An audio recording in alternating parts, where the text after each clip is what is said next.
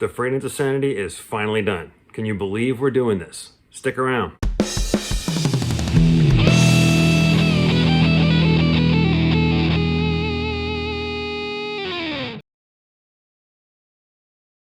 Written by James Hetfield, Lars Ulrich, and Kirk Hammett, The Frayed into Sanity is the 7th song on Metallica's 4th album, Injustice for All, and is in my opinion the most advanced level prog metal song they've ever recorded to this day. The main event. So this is Ian's 3rd super stem for Frayed into Sanity. You can see it's doubled, and so is my automation. Like the previous two, Eye of the Beholder and Harvester of Sorrow, it had its issues, but it was nowhere near as difficult as those first two were.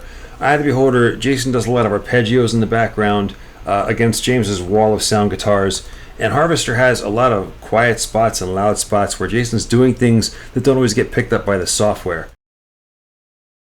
Not sure how many of you guys saw my episode for Battery, but it's on the playlist, as are all my episodes if you guys care to go back and watch. My struggle with that one was getting the Guitar Hero Leaks bass track to line up with the remastered song. The automation, however, was a cinch, and the Frayed into Sanity is very much like this in that regard.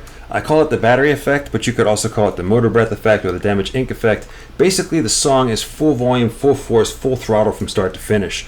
So there's no quiet spots, making it harder for the software to detect and then isolate the bass.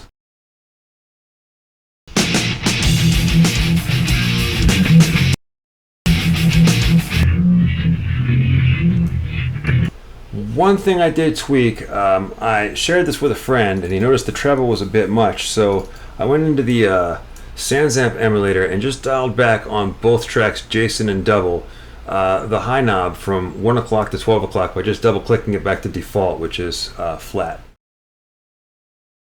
Before we go any further, everyone please take a moment and subscribe to Ian Rushforth's channel. He is the reason we have these 4 awesome super stems, the 4th of which comes out next. What he did was he took the rough mixes, and they have a different running time than the remaster. He slowed them down, each to a mathematical equation that he figured out so that they have the same run speed, ran that through track separation software 6 different ways, and took the best of those 6 different stems and merged them into one super stem. I just doubled it basically, and then doubled my automation as well, and here we are. But before there was rough mixes, and before there was track separation software, all I had was plugins, and I basically came up with this plugin effects chain that I call Chase and Newstead, which is just a series of equalizers designed to mute everything but the bass on the album, which essentially mutes the album. Nah, I'm just kidding.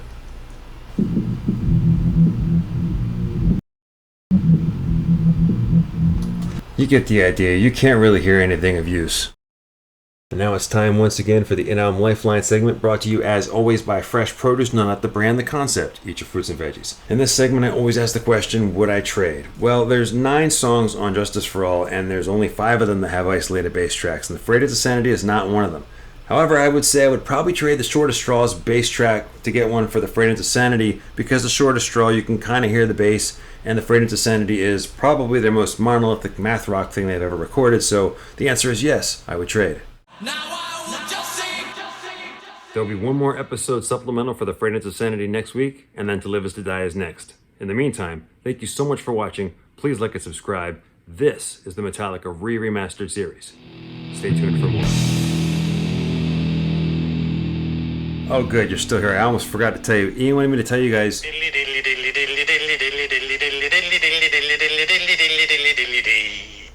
Please subscribe to Ian's channel for more.